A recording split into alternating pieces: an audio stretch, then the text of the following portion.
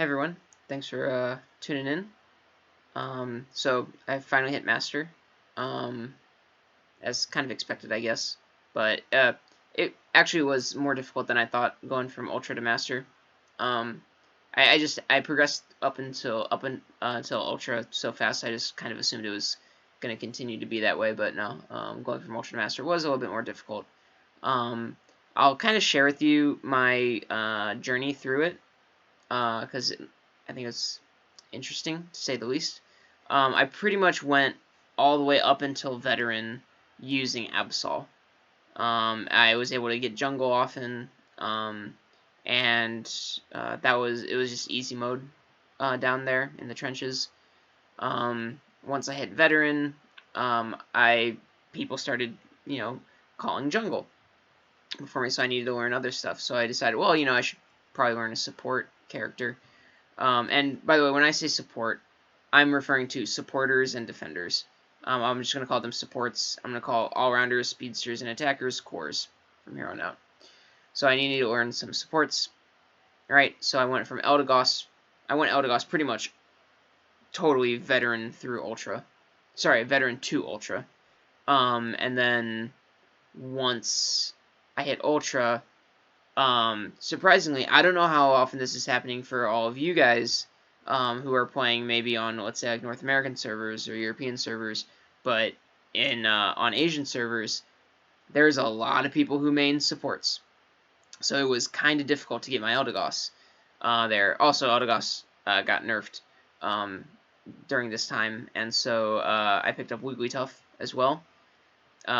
So any game that I was going as support, I would go Wigglytuff, and any game that I was going core, I found that I was having most success with Ninetales, and then I pretty much jammed Ninetales from Ultra 3 all the way up to Master. And yeah, here I am. So I've been playing Master rank a bunch. Not having good success with the low Ninetales, and I'm finding more success with this boy right there. Yeah, oop, down there. There he is, Garchomp. Yeah. I think while not a great Pokemon, I think in Master Rank there's just so much pressure he can put on. So I'm very happy with jamming him. Like I said, I've been having success. I gained back all the MMR I lost from Ninetales in Master, so that's nice. Anyway, but yeah, this video will mostly be about the patch, how it's affected the meta, as far as I can see, and what I think needs to happen going forward, or how people should play around this patch. So first, this 1.1.15, I might not have said that right, 1.1.1.5. This latest one is just fixing Hex. There was it would get locked if people used it, and then you can't use Hex anymore throughout the entire game. Free MMR for the other team if you pick Gengar. Nice. Yeah, this luckily hit after I hit Master, so pretty much people were losing like 16 MMR for losing a match, and they were only gaining like 9. So it was really bad for them. And so essentially meaning you kind of need, well, even still, you kind of need to stack in order to really gain MMR, is my guess on this. I don't know. We'll see how I do now that I've figured out, use this boy right here. Yeah, those are the only ones. Not big. This is the big one. Yeah. This one, it might not look like much, but this is what excites me the most, add spectator mode. I think what that tells me is that, yeah, this could be a legitimate esport. I don't know, what do you guys think? Anyway, for the move changes, or changes to the actual characters or Pokemon themselves, we'll just go down in order what Cerebi has right here. So start with like Charizard. I'm definitely seeing more Charizards, because everything did get buffed. Alright, I used to never see Charizard, but this, I think, is the biggest one, the 5.5 second cooldown on Flamethrower. you can just you get to use it in lane more, walking up to the lane, walking up the lane, going up to the at the beginning of the game. This is huge, so happy with that. I don't see anyone taking Fire Punch, so I can't exactly comment on how that's been. And honestly, I just don't even know that Fire Blast has even a effect. So yeah, still hardly see Charizard ever. Still not a very good Pokemon. Talonflame is the biggest debate that I've seen so far. This is nice. Giving Aerial the first level of Aerial Ace damage is good. And he is a menace at level 4. Oh my god, right? But then, after that, he does nothing. Yeah, it's more damage on Fly. This is good. When you're in the air, you're not auto-attacking, so you lose a lot of damage that other cores do. For example, like Alolan Ninetales, you throw down that Aurora Veil, and you just start attacking, right? And it's damage. Cramorant, you just keep on attacking, throughout all your moves. When you're up in the air with Fly, you're not attacking, so Talonflame, unfortunately, just doesn't do enough late game in order for it to be viable, in my opinion. Venusaur, this is more... I'm seeing Venusaurs in almost every single game. Almost as ubiquitous as Cinderace now. So yeah, good stuff, Venusaur. I really didn't see... I didn't expect these buffs to really affect you that much, but yeah, they did. This is really nice. This is the extra damage on Verdant Anger. I thought it wasn't going to be very big, but I'm maybe because I'm up in Master now, I'm seeing a lot more people using effective Verdant Angers, right? Sludge Bomb is useful early game, and then just completely pointless later on. But yeah, go ahead and pick Venusaur. I think it's a good pick. A lot of people still focus on just kind of like sniping objectives with it. I don't know if this is the optimal way to play Venusaur, but it's nice when it happens. I'd just rather have more people attacking Dreadnought, but that's just me. Anyway, Absol didn't really get changed because no one's taking Night Slash, no one's taking Sucker Punch. You still go pursue Psycho Cut. Yeah. Anyway, Wigglytuff. Like I said, I was jamming Wigglytuff, right? Trying to get into Masters, and yeah, I think now you just go Sing Double Slap. Don't even worry about rollout. Sing is great. Double Slap is fun. Actually, going from I think Ultra 2 to Ultra 3, we had the lead. We had a fairly comfortable lead, and Zapdos is here, and we're doing the the whole like just zone them away from Zapdos. Don't worry about ever taking it. Don't even let them try to snipe it. And somehow a fight broke out, and we got wiped. Well, all of us got wiped except for one. That was me on Wigglytuff. And they're all attacking Zapdos. I'm running around the pit. The enemy Wigglytuff is chasing me, right? And Zapdos is getting lower. Wigglytuff starts to sing, right? Speeds up. I start to sing, right? So I don't get caught. And at the very last second, eject button in there. Double slap Zapdos, steal it, and that secured the win for us. I got 2 good jobs. I'm just going to assume the other 2 people in that game didn't know you can give good jobs. Because that deserved all 4. But yeah, no, yeah.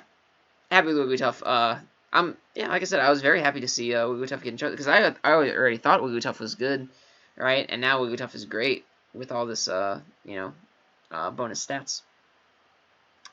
So nice. Eldegoss, I just don't see Eldegoss that much anymore, and I understand why. He was Cotton Guard, on a stick, and yeah, cooldown increased, effectiveness decreased. Although I see everything on Cotton Spores, been buffed, so, I'd like to try that out someday. I don't know. But yeah, you just don't see Eldegoss in your games anymore. Wigglytuff has pretty much replaced Eldegoss as the support that goes bottom lane. Yeah, sad day. I like Eldegoss. I like cotton balls. Not like real cotton balls, but Pokemon that are cotton balls, right? Whimsicott. I love Whimsicott, right? I don't think they're going to put Whimsicott in the game because we have Eldegoss, and that's, why you have 2 cotton balls, but, who knows? We might. Anyway, let's move on to Cinderace. I got banned from comms. First of all, I had no idea comms were on. I don't know how that happened. Are they always just automatically on? But I got banned from comms because I got sick of seeing Cinderaces on my team, and I guess I kept yelling them like, obscenities into the microphone, like, why are you picking this hero? It's not that good. Yeah. Wow. Feint is not good anymore. And, yeah. Lost damage. Now he's just a fine character to pick. That's it. Yeah. Oh, well. Gengar, hardly see any anymore. Well, I don't know if people are still averse to picking Gengar just because of the Hex Bug. Maybe that put like bad taste in their mouth, and they're just like, you know what, just to be safe, I'm gonna let other people experiment with Gengar, and we'll see if the patch really did fix Hex. Although, not saying that Gengar can't carry anymore. Definitely can. I've been in multiple games where Gengars have gone off. Right, so I still think it's very good Pokemon, very viable, and I'd be very happy to see it as the jungler in my games. So, yeah. Zeraora. When I first saw the patch and saw, oh, Zeraora's getting buffed, and no, he's not.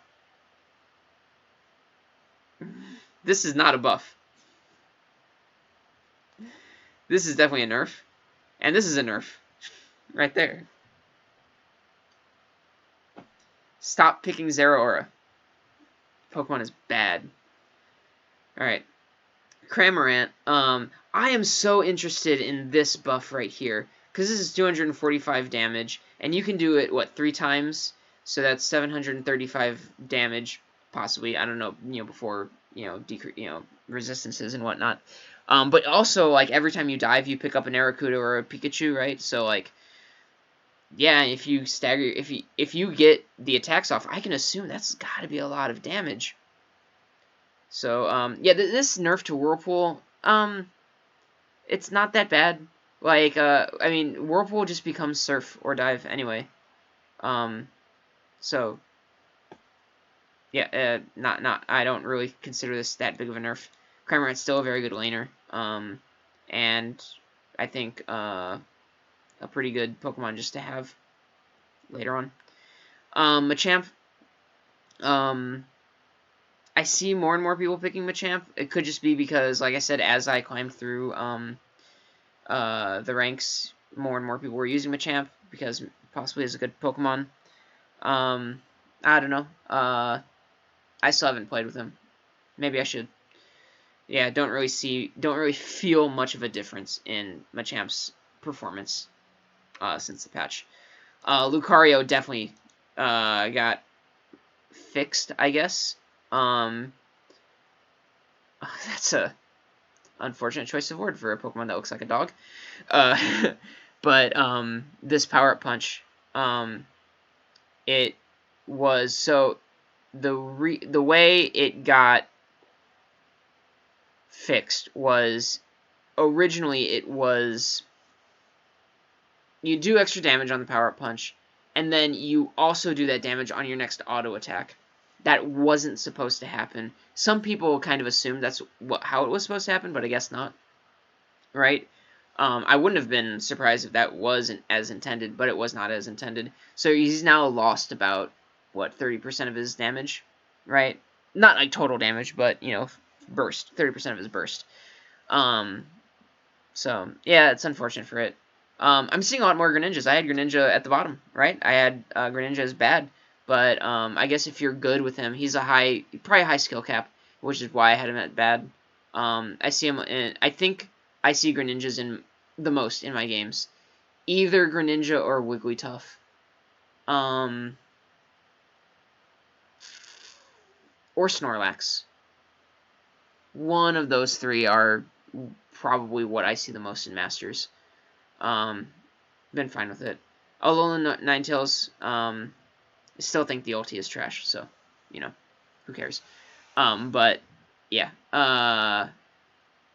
Like I said, I was able to climb up until Masters with Alolan Ninetales, so, yeah. If you want to follow my pattern of how I climb through the ranks, yeah, I would say Alolan Ninetales is good for Ultra. Although, again, I do play on Asian servers, so there's that. And so the meta might be different. From what I read on Reddit and what people are saying, it seems like there's just more coordination in lanes in Asia. But that, again, that is just anecdotal. There's nothing to prove that. Yeah, so, and where was I going with this? Oh, yeah. Those are, pretty much my thoughts on the patch. Overall, good patch. I'm happy with it. I'm seeing a lot more diverse Pokemon being selected through my games. Now let's talk about what still needs to get patched, or not patched. I patched, but it needs to be changed. It's the popular opinion, Zapdos, right? Somehow something needs to happen with this, right? People are getting better at just kind of zoning out Zapdos instead of fighting Zapdos at the very end. So, yeah, the higher you climb, the more your team will recognize that the advantage you have and, fight around accordingly. This new Garchomp right here puts a ton of pressure on the enemies. If Garchomp's inside the pit, Zapdos will fall in about 15 seconds. Right? So I like that. I like forcing something to happen. Right? I think it's fun. And you can force them into mistakes, right? They, realize, oh, we got to get there, we got to snipe it, and maybe your team can take advantage of it. I think it's I like the strategy doing that. Again, one reason why I'm jamming Garchomp, and it's been working for the most part. But if I were to change Zapdos in any way, I would make it so that only the exposed or vulnerable goals are affected by the Zapdos debuff. Right. So let's say you're far behind, you haven't taken any goals. Only the two outer goals are the ones that you can instantly score, and again, because of the time of the game, are doubled. Right. So basically, that's a guaranteed 200 points. I think if the game was within 200 points at that point, yeah, Zapdos should determine who's going to win. But if, you're ahead by, let's say, 400 points, and you lose Zapdos, and then they score 500 points on you because of, the way things are, then that's a problem, right? Because 400 points, a 400-point lead, that's domination right there, I think. So that's how I would change Zapdos. If you have thoughts, please tell me how would you change Zapdos. I'd love to hear it. But I think mine is fair, reasonable. Other people were suggesting taking away double points at the end of game. Yeah, that's also good. That way, yeah, Zapdos is then only 250 guaranteed points at the end. Alright, yeah, that's pretty much all the stuff I wanted to talk about. If anything I said, if I missed anything with what happened, or if there's anything you want to add, if there's anything you disagree with, again, please leave a comment, let me know. I'll get back to you. But now that I am in Masters, I want to start streaming it. So, yeah, I guess if you can catch me on Twitch when I'm streaming. The reason I didn't stream going up to Masters is because I knew it was going to be stressful, and I knew I was going to be yelling a lot of obscenities, and it was just not going to be a fun stream to watch. Now that I'm in Masters, I am so much more chill. I don't care if I lose, right? I just want to have fun with the Pokemon, right? It's Pokemon MOBA. It's pretty much what I've been waiting for since 2012 when I started playing Dota. Yeah. Alright. Well, I'm going to end this video for now. Yeah, please catch me on Twitch. I'll leave all the links and everything in the description of the video. Alright, thanks.